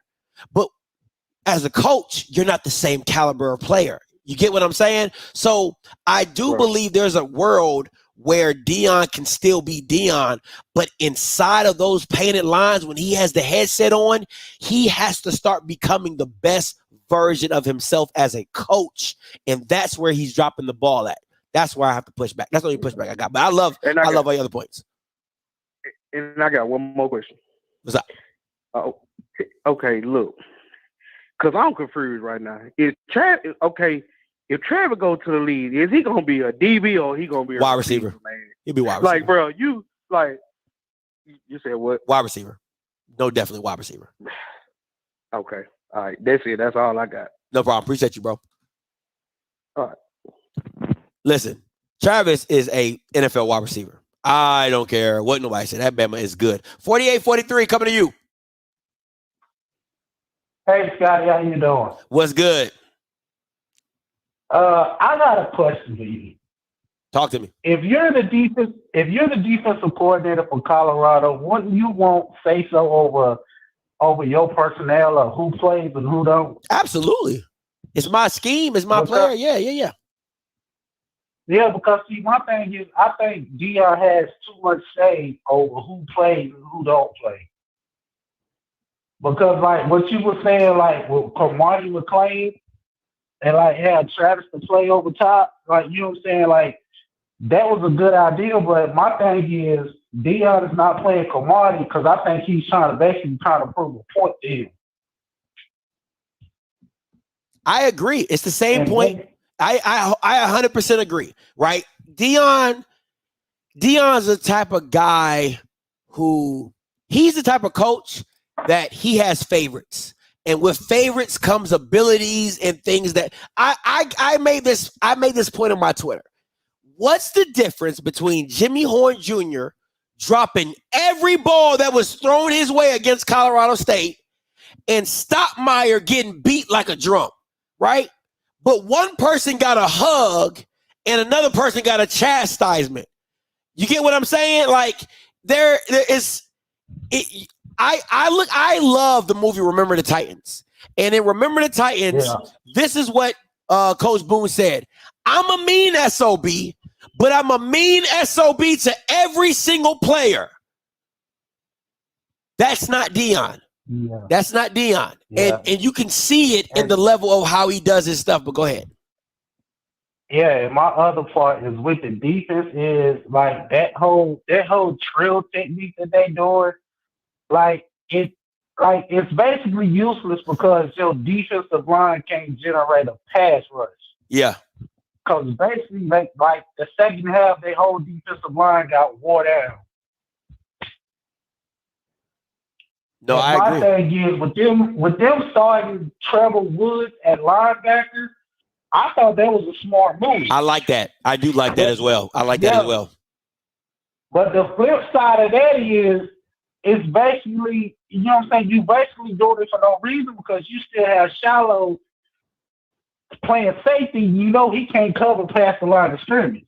Like the farther away he gets from the line of scrimmage, the worse he gets. Cover. Yeah, the worse he gets. But it's the situation. Listen, when you're trying to facilitate, because no matter what you want to say about Dion, he still wants his sons to go to the NFL. There is no valuable reason why Shiloh is a starting safety at a power at Colorado. Well, if he's the best thing you got, then that's just sad. But there's no reason, because I'll tell you this: Cam and Shiloh are the same player. So you are legitimately you legitimately have linebackers playing safety. Now, Cam to me is a better strong safety than Shiloh because Cam's a better tackler. Shiloh's a bigger hitter, but Cam's a more solid tackler. So I would go with Cam more than I would with Shiloh. But they're literally the same player. Guys that have a hard time covering outside the box and they tackle. That's it. But, it's easy though. Yeah. And I got one more question for you. At what point do you have Pat Sherman start calling plays? Because the offense, like the whole third quarter, they just went 3 and out. Like, at what point, do you make a change? Listen, I don't know. I don't know because I'll tell you this. This might be a little controversial. I don't think that guy is going to take being demoted very well. When you have a black man tell a white man who is a former head coach who has won on his level that you aren't calling the plays correctly, or you're not. That is a very listen. You're asking for trouble. You're brewing for trouble. You're brewing. It's coming, because at the end of the day, he has no allegiance to you. None. Other than you paying him $2 million or $1.5 million to call plays. So if you demote him, he ain't TC Taylor, where he's just gonna sit in the back and coach tight ends and be content until you leave. He ain't TC Taylor, right? He's gonna have some stuff. He's gonna have some dirt. And I'm telling you, I'm not telling you what I see. I'm telling you what I know. Let that man go if you want to. He gonna go run into the first news outlet and tell him how much of a circus it really is. So I'm just saying, it's tough. It's tough.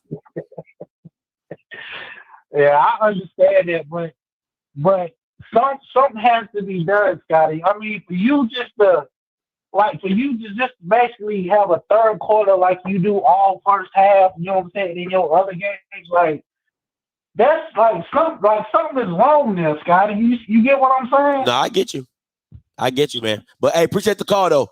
I'm gonna take this caller of 8572. I'm gonna get my points on that on the coach. Hey, caller, you live. Hey, what's going on, Scotty? Hey, listen, man. My buddy, man, I went to high school with. Son played for him where I can't stay. He said that guy was a great play caller, man.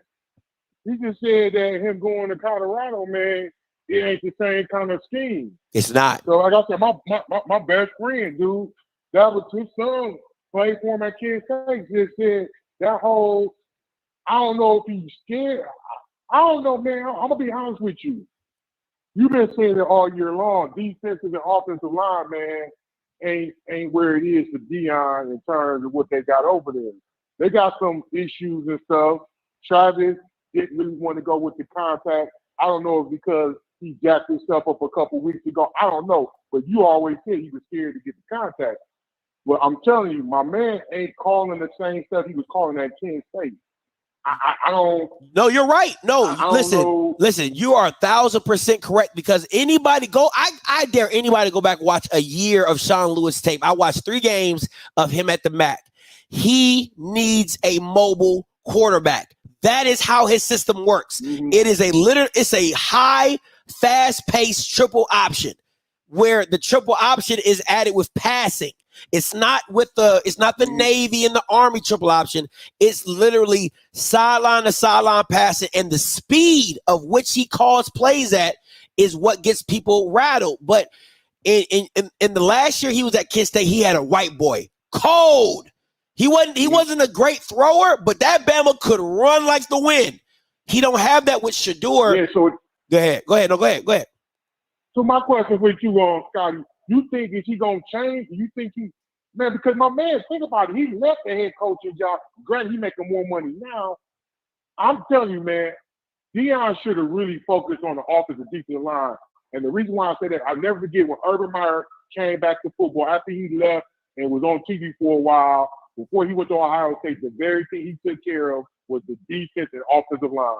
Deion's biggest problem at Colorado, he never addressed the defense and offensive line. Let me ask you. His biggest problem. Let me ask you this. Let me tell you this. Let me give you an analogy. If you like expensive things, right, and you're shopping at the Goodwill, you're going to find a couple, but you're not going to find, if you're looking for Prada, Gucci, Louis at the Goodwill, you might stumble upon something that somebody ain't never, you're like, oh man, they got these Gucci shades at the Goodwill. I found it. That's what the transfer portal is, right? Like every coach is picking at the transfer portal. So it's like Ross when the truck comes in, right? You got to catch it when it first come in. You can't get the Ross after 2 or 3 weeks after the truck that came in. Ain't no shoes, ain't no shirts. So that's what the transfer portal is. It's Deion trying to get high premium players out the portal. Go ahead. Look at this, Scotty. Did you realize that Stanford had 2 of their linemen ended up transferred to Louisville, and they playing at Michigan right now? So I don't know, man. I'm just trying to figure out what was his whole objective in terms of coming up to a bigger level. If you can't win in the trenches in the big Power 5, you're not going to win. Granted, Shador is leading the nation in passing, but brother, you can't run the bag. But you can't run anybody. But listen, man, what about, okay, you got to understand why players are jumping in the portal, right? Like if your son or if your best friend's son jumped in the portal, he's trying to get drafted. So where am I going to go? Am I going to go to Colorado or am I going to go to Michigan? Like the top level. You're right. The top level players that know they're good, that know they want to get drafted, I'm not going to a program that hasn't produced talent. I'll tell you this, if you're a defensive player, you choosing Alabama or you choosing Colorado? Going to choose Alabama. If I'm a defensive player, if I'm a DB, you choosing LSU or you choosing Colorado? Man, you going LSU. You see what I'm saying? Before I get out, go ahead. My question to you: has anybody talked about what they're doing in the recruiting? Are they going? Because I know that I'm in Michigan, man, and they had my man Bryce come on down there from Belleville, considered the number one quarterback out of 2025. Went up there. I know they got the one kid from West Bloomfield, one of the top defensive linemen. I'm just trying to figure out what kind of move is he doing, man, because this ain't Jackson State. You can't. They ain't gonna come, man. You gotta have something more to get those guys there. But my question to you is the offensive coordinator gone or is he gonna stay? I'll take your answer off here. All right, man. Appreciate it. Listen, I think if I'm Sean Lewis, I'm taking the first head coaching job that comes my way. I'm not even playing with you. Listen, let me tell you what working for Deion is. I'm gonna keep saying it, and people are gonna believe me or not. Working for Deion is like playing with LeBron James, right? When LeBron James wins, LeBron James gets all the credit. When LeBron James loses, who gets blamed? The players that are playing around LeBron James. That is what it is. So if I'm Sean Lewis, I'm taking the first head coaching job. I'm gone because somebody's going to rock with you awfully simply because, right? You got Shador leading the nation in passing. Somebody gonna take you. And he white. Somebody gonna take you. You had a 1-11 TCU. You had a 1-11 Colorado team. Now you had 4 wins, about to be 5 probably. You know what I'm saying? So no, like if I'm Sean Lewis, I'm out. I'm dipping. 6198 coming to you.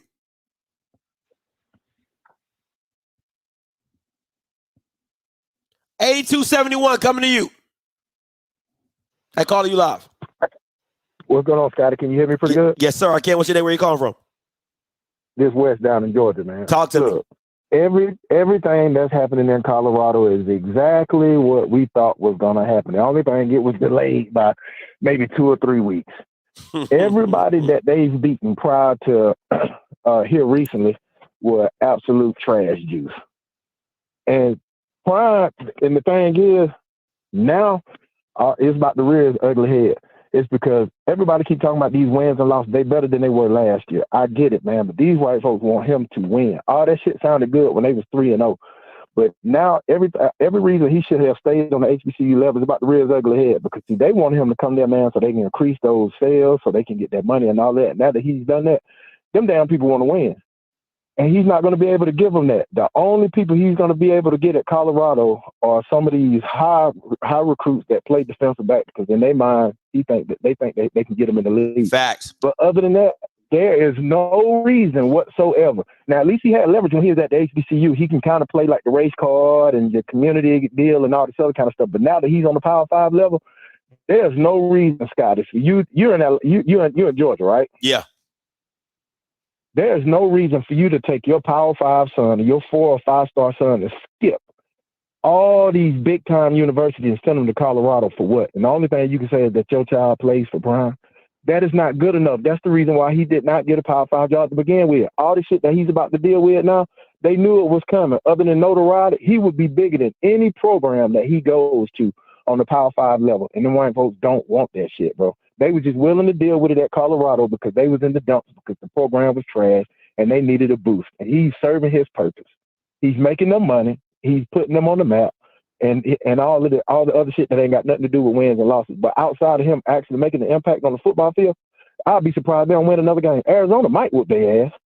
They're gonna get beat to sleep. Yeah, I think Arizona gonna beat them too. And a lot of the stuff that they dealing with, he blaming the play, just like he did at Jackson State when they lost those games. When he first got there, he was blaming on him not having enough players.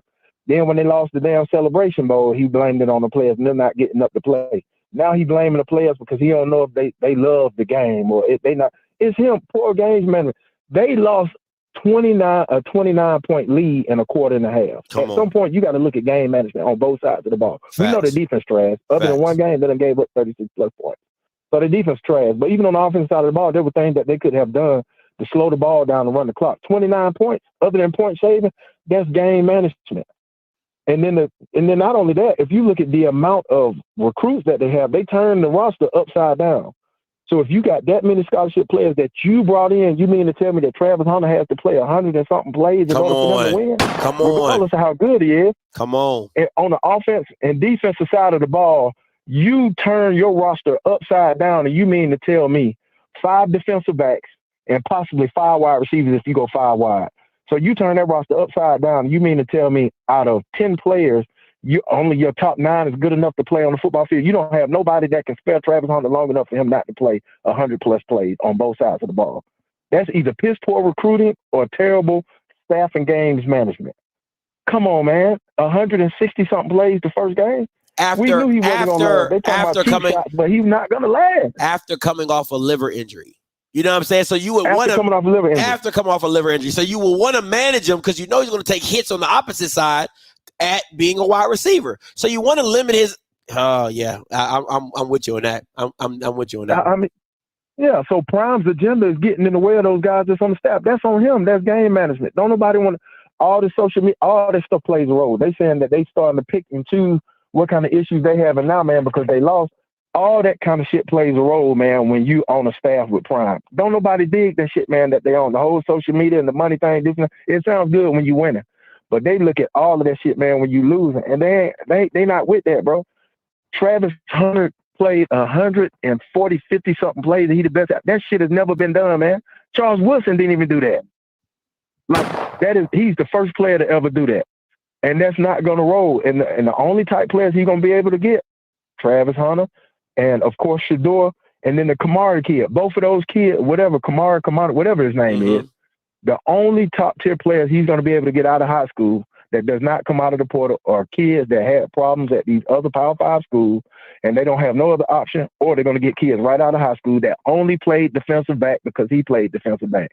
Travis Hunter is not a defensive back. He just idolized Prime and want to go to the league, but he's not a defensive back. He got his ass cooked last week. He's a wide receiver. Travis Hunter is not a defensive back. So if Shador and Travis Hunter, the only thing that you got to hang your hat on, you're going to get your ass beat to sleep. Those are the only two top players they're going to be able to get at Colorado. Absolutely, man. Appreciate the call, man.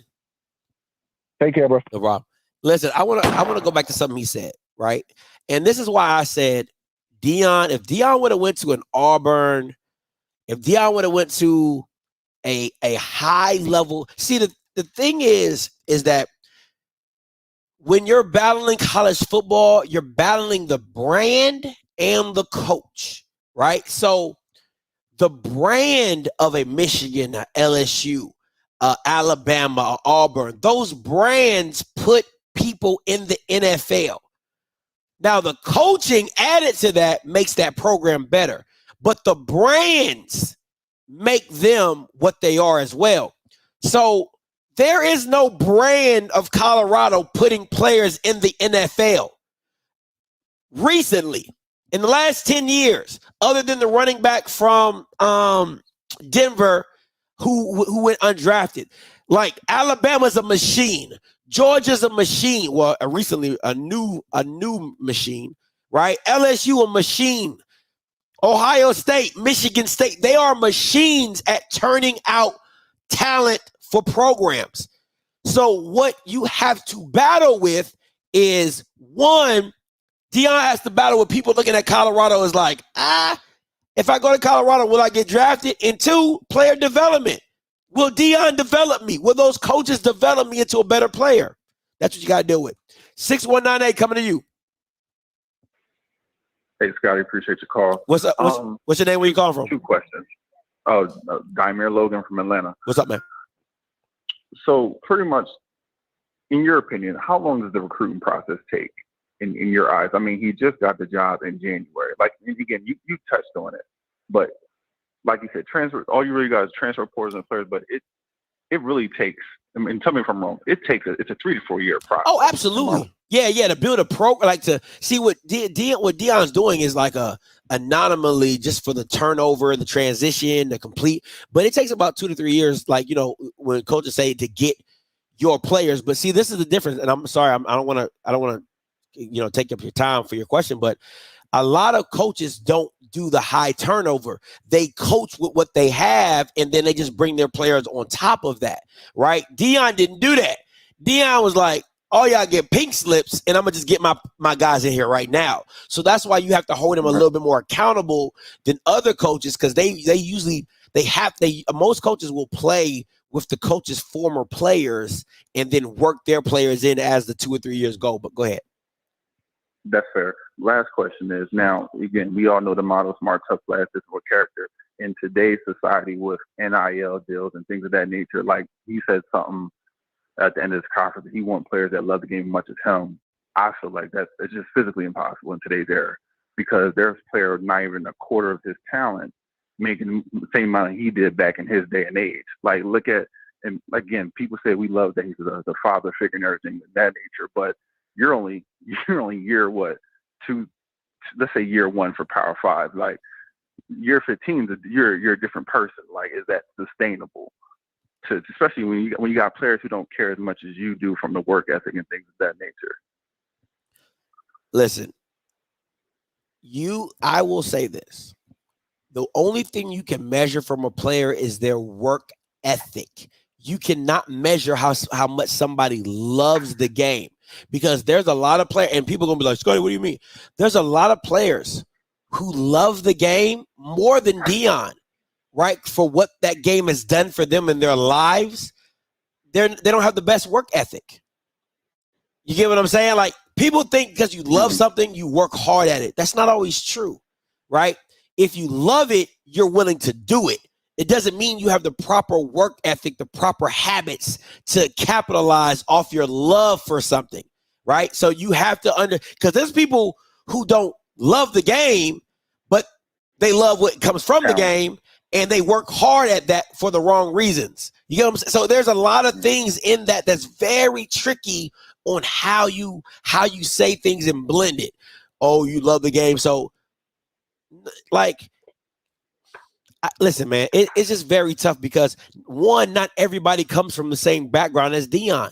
Not everybody at Colorado had a single mom who was working 2 jobs and all this. So the game of football doesn't mean as much to them in some aspects for how to get out of a circumstance. And some kids who are in that circumstance with Deion love it just as much as he does. So I don't understand the logic behind it. All I would say is this. If I was coach, I'm like, listen, I want to see my players put in the time and effort to get better. How do we grow from this? How do we grow as a team from this? It's not about like or love. How do we grow as a team? Because at the end of the day, us getting better as a team is the only way we're going to win these next 5 or 4 games or whatever. So that's just my little take on that. I don't like that. Appreciate it, man. No problem. Appreciate the call. See, that's the stuff, like, and I thank God for that revelation, because that's the stuff that you gotta, when you're listening to Deion, is the stuff that you gotta pick up on, right? It's easy, and I'll keep it simple, because everybody might say they might not understand what I'm saying. It's easy for a girl or for a guy to tell somebody that they love them. Oh, I love you. But what actions do you put behind that? You see what I'm saying? Like, Deion can say, oh, you like it, but do you love the game? Okay, you love this girl, but what have you done for her to show her that you love her? You love this guy. What have you done for him to show and prove that you love? That's why I said, like, the only thing you can measure is somebody's work ethic of how much they're willing to give to the game, how much they're willing to put the time and energy in to getting better. So what you challenge your team to do is, I challenge you. I listen, I love this quote from Kobe. Somebody said Kobe told them this. Kobe said, my job is I try to get better every day. I try to get 1% better every day. I don't try to get it all in one day. He said, because over time, consistency and getting better every single day, I'm going to beat you. If I come to work every day and say, you know what, I just want to get 1% better today, that's how over time you become the best at something. So challenge your team to be better than where they were yesterday. Challenge your team to be better than what they are today. Just keep challenging them to be better. What can I do to be better? What about my game needed? What is there something about my game that I can work on? Is it understanding coverages? Is it understanding my opponent? Is it understanding my limitations? Is it understanding what I do well? That is what that looks like, is getting 1% better every day, so that at the end of the tunnel, I can say I gave it everything I got, or I got better every day to get better, or keep getting better. So that's just it with it, man. But 98-94 coming to you. Hey, Scotty, how you doing? What's up? What's your name? Where you calling from? This is Stanford from Atlanta. Talk to me. Okay, listen, I'm a little late getting into the show today, but I suspect you cover some of these things, but I want to say that it's a good show. Thank you, sir. First of all, let me say this. I think you made a couple of good points, and some of your callers as well. And your point about Dion was hired for a number of things. One of the number one things he was hired for is to become vice president of sales and marketing for the Colorado Buffalo. Check. Okay. Let alone he earned his $6 million for this year. Yeah. Actually, for the next 2 or 3 years, mission accomplished. Okay. Now, part two on the coaching, if you think about it, 400% better than you were for the last 2 or 3 years. Check. Mission accomplished. Okay. Yeah. But to your point, now you get into that human nature thing. Now you get into pure football, win and losses, and the emotions of winning and losing. Okay. And this is where when they say a lot of these professional athletes, people who've been uber successful, can't deal with this part of the game. They question whether they can deal with this part of the game, which is expecting folks to be as good as you were, as soon as you were, as often as you were. That's good. Okay? Got it.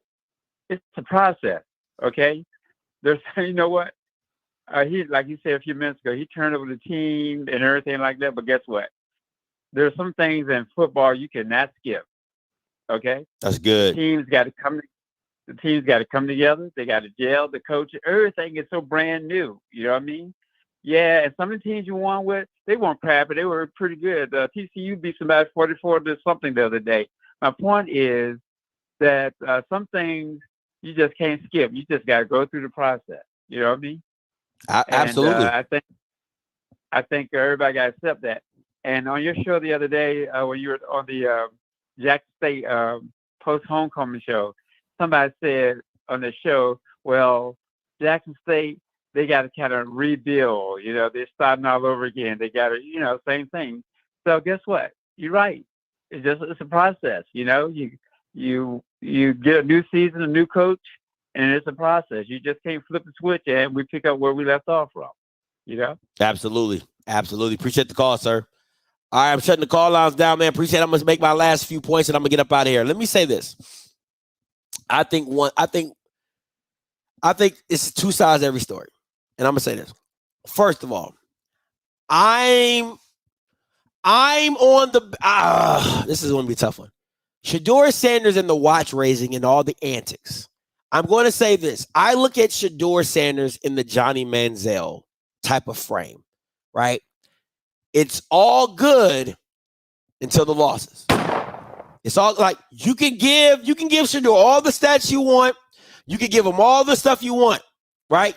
Because if you remember, it was all this. Johnny Manziel, you couldn't go nowhere without doing this, right? Johnny Manziel was everywhere doing this. The antics will come back to haunt you. And what makes it worse for Shador is you're a black quarterback, right? Johnny Manziel was a white kid doing it, and it took the nation by storm, and he still got caught up in it, but he was still a white kid, right? I think I'm not, listen, I don't want Shador to get in that Manziel antic bandwagon, right? Because that is a hard label to get rid of when you're doing the antics of Shador and you're a black quarterback, right? It's just not a good look. I'm not saying Shador isn't talented. I'm not saying Shador don't work hard. I'm not saying Shador don't do none of that.